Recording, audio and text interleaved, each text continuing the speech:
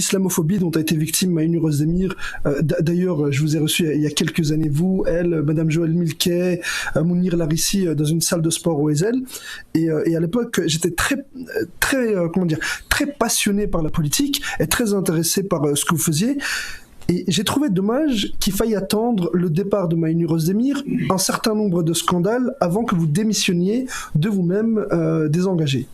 Non, il faut pas avoir de regrets par rapport à ça, parce que nous avions des combats à mener en interne, nous les avons menés, moi et d'autres, on s'est battus, il y a un endroit qui s'appelle le bureau politique, où nous avons fait entendre notre voix, d'ailleurs à maintes et maintes reprises, ça a été repris par la presse, parce qu'il y a malheureusement des fuites, et donc nous avons mené des combats en interne.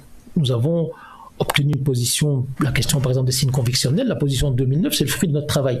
C'est le bras de fer, on a dû faire des concessions, et donc on a obtenu une position. Le seul problème, c'est que lorsque Joëlle Milquet a quitté la présidence, le parti s'est droitisé. Parce qu'il faut le savoir, il faut que les gens qui ont rejoint les engagés aujourd'hui sachent qu'aujourd'hui, le parti s'est totalement droitisé.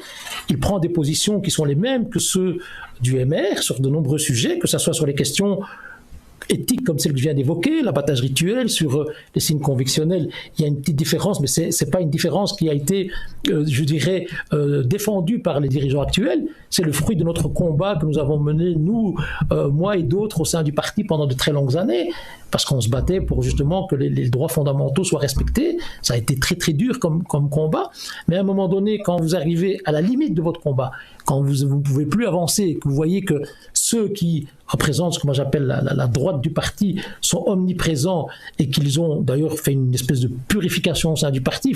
J'ai dit une fois dans une réunion avec beaucoup d'aplomb, lors d'une réunion en juin 2021, où était d'ailleurs présent Maxime Prévost, je lui dis: Maxime, quand je rentre à la rue du Commerce, j'ai l'impression, c'est un peu fort ce que je veux dire, hein, mais c'était pour provoquer, d'être dans une permanence du Front National. Parce que même en termes de diversité, le parti n'était plus à l'image de Bruxelles. Et donc ça devenait pour nous, moi et d'autres, je le rappelle, nous sommes énormément à avoir quitté à Bruxelles et en Wallonie. Et donc à un moment donné, quand on se bat contre, un peu comme des moulins à vent, on ne peut plus continuer à pouvoir, je dirais, perdre notre énergie.